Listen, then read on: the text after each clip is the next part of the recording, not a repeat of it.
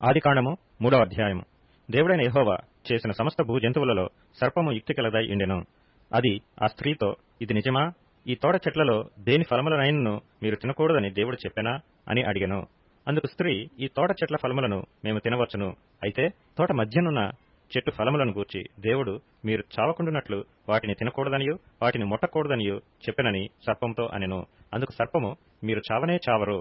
ఏలైనగా మీరు వాటిని తినుదినమున మీ కన్నులు తెరవబడుననియూ మీరు మంచి చెడ్డలను ఎరిగిన వారై దేవతల వలె ఉందురనియూ దేవునికి తెలియనని స్త్రీతో చెప్పగా, స్త్రీ, ఆ వృక్షము ఆహారమునకు మంచిదియు కన్నులకు అందమైనదియు వివేకమిచ్చు రమ్యమైనదియునై యుండట చూచినప్పుడు ఆమె దాని ఫలములలో కొన్ని తీసుకొని తిని తనతో పాటు తన భర్తకును ఇచ్చెను.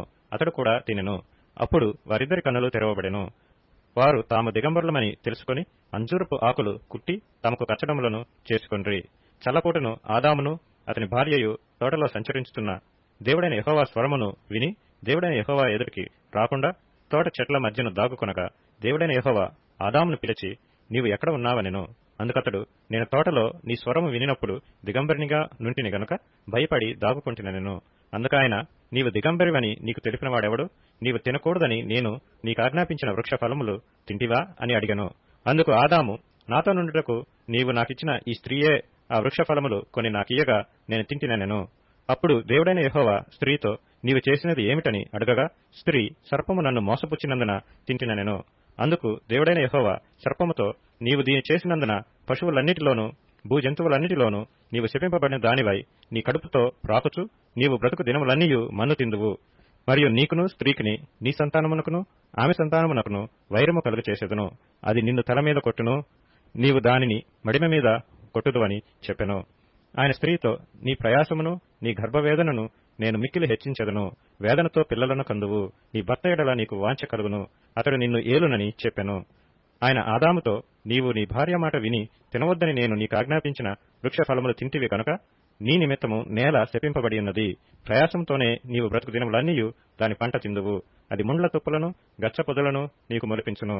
పొలములోని పంట తిందువు.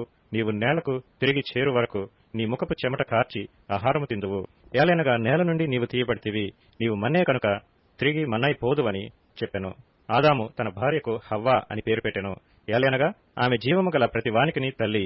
దేవుడైన యెహోవా ఆదామునకును అతని భార్యకును చర్మపు చొక్కాయలను చేయించి వారికి తొడిగించెను.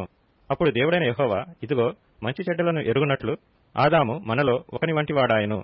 కాబట్టి అతడు ఒకవేళ తన చెయ్యి తాచి జీవవృక్ష ఫలములను కూడా తీసుకుని తిని నిరంతరము జీవించునేమో అని దేవుడైన యెహోవా అతడు ఏ నేల నుండి తీయబడినో దాని సేద్యపరచుటకు ఏదైనా తోటలో నుండి అతని పంపివేసెను.